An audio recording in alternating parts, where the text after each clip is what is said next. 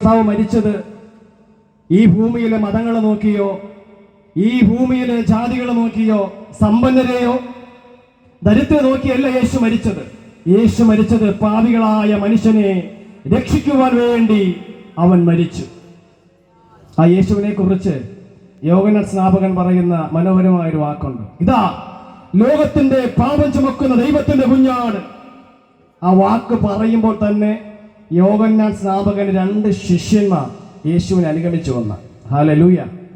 ലോകത്തിന്റെ പാപം ചുമക്കുന്ന ദൈവത്തിന്റെ കുഞ്ഞാടെന്ന് യോഹന്നാൻ സ്നാപകൻ പറയുമ്പോഴത്തേക്കിനും യോഹന്നാന്റെ ശിഷ്യന്മാർ 2 പേർ യേശുവിന്റെ അടുക്കൽ കടന്നുവിടയായിത്തീർന്നു. അപ്പോൾ യേശു കർത്താവ് മരിച്ചതും മനുഷ്യന്റെ പാപത്തിന് പരിഹാരം വരുത്തുവാൻ വേണ്ടി തന്നെയാണ്. എന്നാൽ വീണ്ടും യേശു കർത്താവ് മരിച്ചു ഉയർത്തെഴുന്നേറ്റു. ഹല്ലേലൂയ. ആമേൻ, സ്തോത്രം. ഇന്ന് ലോകത്തിൽ മനുഷ്യന്റെ ആവശ്യമായ കാര്യങ്ങൾക്ക് വേണ്ടി മനുഷ്യൻ മതങ്ങളെയും മനുഷ്യൻ ദൈവങ്ങളെയും ഉണ്ടാക്കിക്കൊണ്ടിരിക്കുമ്പോൾ നമ്മളൊന്ന് ഓർക്കണം, ഇന്ന് ഈ ഭൂമിയെ ആമേൻ ഹല്ലേലൂയ പരിപാലിക്കുന്ന അല്ലെങ്കിൽ ഭൂമിയെ നിലനിർത്തുന്ന ഒരു ശക്തിയുണ്ട്. അവനാണ് യഥാർത്ഥ ദൈവം എന്ന് പറയുന്ന പിതാവായ ദൈവം. അപ്പോൾ ദൈവമാണ് തന്റെ പുത്രനെ മനുഷ്യർക്ക് വേണ്ടി ഈ ഭൂമിയിൽ തന്നത്. എന്നാൽ യേശു ക്രിസ്തു നമുക്ക് വേണ്ടി ഉയർത്തെഴുന്നേൽക്കുവാൻ ഇടയായിത്തീർന്നു.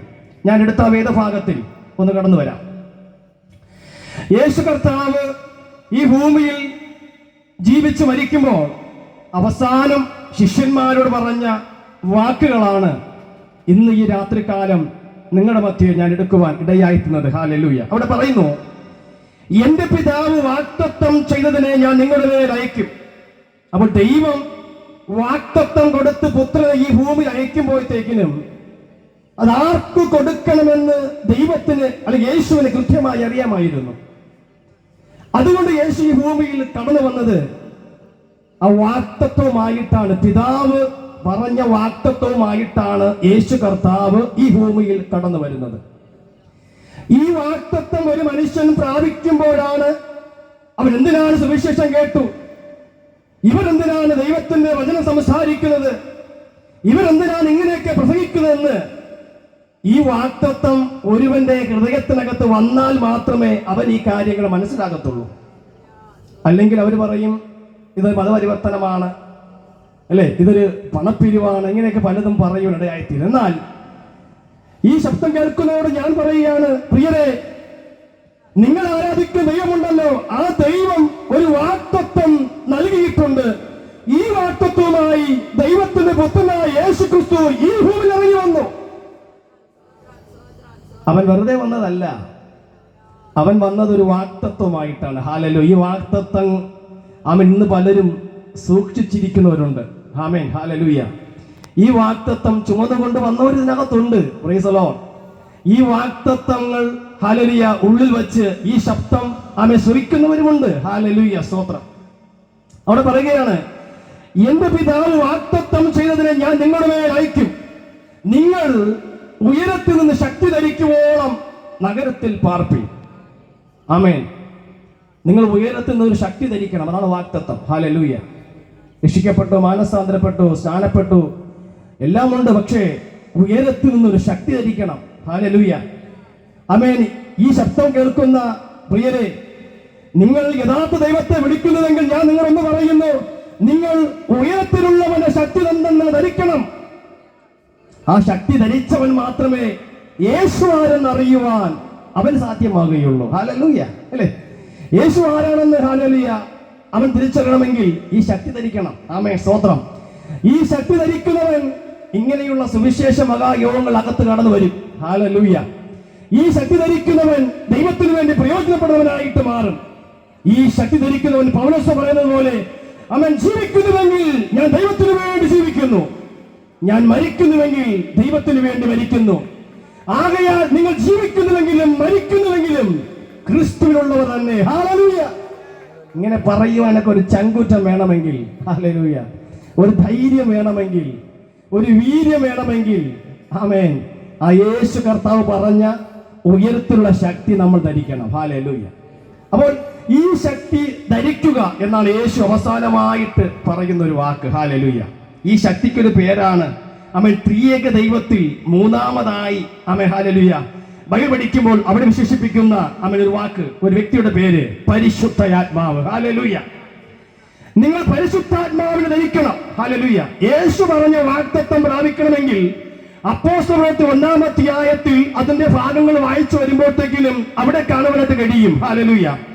ആമേൻ. അപ്പോസ്തലപ്രവൃത്തി 1-ാം അധ്യായം അതിന് 4-5 വായിക്കുമ്പോൾ അവിടെ ഇപ്രകാരം എഴുതിയിരിക്കുന്നു, അങ്ങനെ അവൻ അവരുമായി കൂടിയിരിക്കുമ്പോൾ അവരോട്, നിങ്ങൾ യെരൂശലേമിൽ നിന്ന് വാങ്ങിപ്പോകാതെ എന്നോട് കേട്ട പിതാവിന്റെ വാഗ്ദത്തത്തിനായി കാത്തിരിക്കണം. ഹല്ലേലൂയ. ആമേൻ. ഈ സുവിശേഷം കേൾക്കുന്നവരെ, നിങ്ങൾ യേശുവിന്റെ വാഗ്ദത്തത്തിന് വേണ്ടി നിങ്ങൾ കാത്തിരിക്കണം. ഹല്ലേലൂയ. ആമേൻ. കാത്തിരുന്നാലേ ദൈവം ആരാണെന്നും ദൈവം എന്താണെന്നും ദൈവം എന്താണ് ചെയ്യാൻ പോകുന്നുവെന്നും ഈ ലോകം എങ്ങനെ ഉണ്ടായെന്നും മനുഷ്യൻ എങ്ങനെ ഉണ്ടായെന്നും ഈ പ്രപഞ്ചത്തിലെ സൃഷ്ടികൾ, ഈ പ്രപഞ്ചത്തിലെ ജന്തുക്കൾ എങ്ങനെ ഉണ്ടായെന്നും തിരിച്ചറിയണമെങ്കിൽ ആമേൻ ഈ ശക്തി, ഉയരത്തിൽ നിന്ന് വന്ന ശക്തിയെ എന്താണ് ധരിക്കണം. ധരിച്ചാൽ മാത്രമേ ഹല്ലേലൂയ ആമേൻ നമുക്കിതെല്ലാം തിരിച്ചറിയുവാനായിട്ട് കഴിയത്തുള്ളൂ. ഹല്ലേലൂയ. ആമേൻ. സ്തോത്രം. അപ്പോൾ നിങ്ങൾ ഈ വാഗ്ദത്തത്തിന് വേണ്ടി കാത്തിരിക്കണം. പറഞ്ഞത് ശിഷ്യന്മാരോടാണ്. ശിഷ്യന്മാർ അത് കേട്ടു. ഹല്ലേലൂയ. അപ്പോൾ നമ്മൾ ചിന്തിക്കും, അത് യേശുവിന്റെ ശിഷ്യന്മാരോടല്ലേ പറഞ്ഞത്? പുതിയ നിയമത്തിൽ നമ്മളെല്ലാവരും ശിഷ്യന്മാരും ശിഷ്യത്തികളുമാണ്. നല്ലൊരു കല്ലേല് പറയാം. ഹല്ലേലൂയ. നമ്മളെല്ലാവരും യേശുവിന്റെ ശിഷ്യന്മാരാണ്. ഹല്ലേലൂയ. അപ്പോൾ ഈ ശിഷ്യന്മാരോട് പറഞ്ഞു, നിങ്ങൾ ഉയരത്തിലുള്ള ശക്തി ധരിക്കുവാൻ വേണ്ടി ആ വാഗ്ദത്തം പ്രാപിക്കൊണ്ട് കാത്തിരിക്കണം. അവരതുപോലെ കാത്തിരുന്നു. ആമേൻ. യേശു കർത്താവ് ഉയർത്തെഴുന്നേറ്റ് 40 ദിവസം ഈ ഭൂമിയിൽ ജീവിക്കുന്നത് ഉയർത്തെഴുന്നേറ്റ യേശുവാണെന്ന് തെളിയിക്കുവാൻ വേണ്ടി 500-ൽ പരം വ്യക്തികളുടെ കണ്ണിന് മുൻപിൽ യേശു കർത്താവ് പ്രത്യക്ഷമാകുവാൻ ഇടയായി തീർന്നു. ഹല്ലേലൂയ. ആമേൻ. സ്തോത്രം. യേശു കർത്താവ് 40-ാമത്തെ ദിവസം യേശു കർത്താവ് ഈ ഭൂമിയിൽ നിന്നും പോകുമ്പോഴത്തേക്കിനും അടുത്ത 10 ദിവസം ആ കഴിയുന്നതിന് അടുത്തു വെച്ച് ഹല്ലേലൂയ ഈ ശക്തി എന്ന് തിരിച്ചറിയാൻ വേണ്ടി 120 പേർ മർക്കോസിന്റെ മാളിക മുറിയിൽ ഹല്ലേലൂയ കൂടിയിരുന്ന് പ്രാർത്ഥിക്കുവാൻ ഇടയായി തീർന്നു. ഹല്ലേലൂയ. യേശു മുന്നമേ ശിഷ്യന്മാരോട് പലതും പറഞ്ഞിട്ടുണ്ട്. പക്ഷെ ശിഷ്യന്മാർ അതൊന്നും ശ്രദ്ധിച്ചിട്ടില്ല. യേശു പറഞ്ഞു, ഞാൻ പോയാൽ ഒരു കാര്യസ്ഥനെ അയക്കും എന്നൊക്കെ യേശു പറയുന്നുണ്ട്. എന്നാൽ ഈ വാഗ്ദത്തത്തിന് വേണ്ടി അവർ 10 ദിവസം കാത്തിരുന്നു. ഹല്ലേലൂയ. 10 ദിവസമായപ്പോഴത്തേക്കിനും ദൈവം പറഞ്ഞ വാഗ്ദത്തം പുത്രനിലൂടെ അപ്പോസ്തലപ്രവൃത്തി 2-ാം അധ്യായത്തിൽ ഇറങ്ങി വരുവാൻ ഇടയായിത്തീർന്നു. ഹല്ലേലൂയ. ആമേൻ. സ്തോത്രം. അവർ പുതിയ നിയമത്തിന്റെ മക്കളായിരിക്കുന്നവർ ധരിക്കേണ്ട ശക്തി എന്താണ്? പരിശുദ്ധാത്മാവെന്ന ശക്തി. ഹല്ലേലൂയ.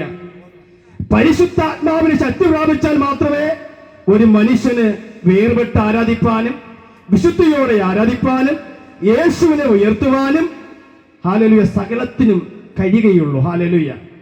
അപ്പോൾ ഈ ശക്തി നിങ്ങൾ എന്ത് ചെയ്യണം? പ്രാപിക്കണം. ഈ ശക്തി നമ്മൾ ഉണ്ടോ ഇല്ലയോ എന്ന് എങ്ങനെ തിരിച്ചറിയാം?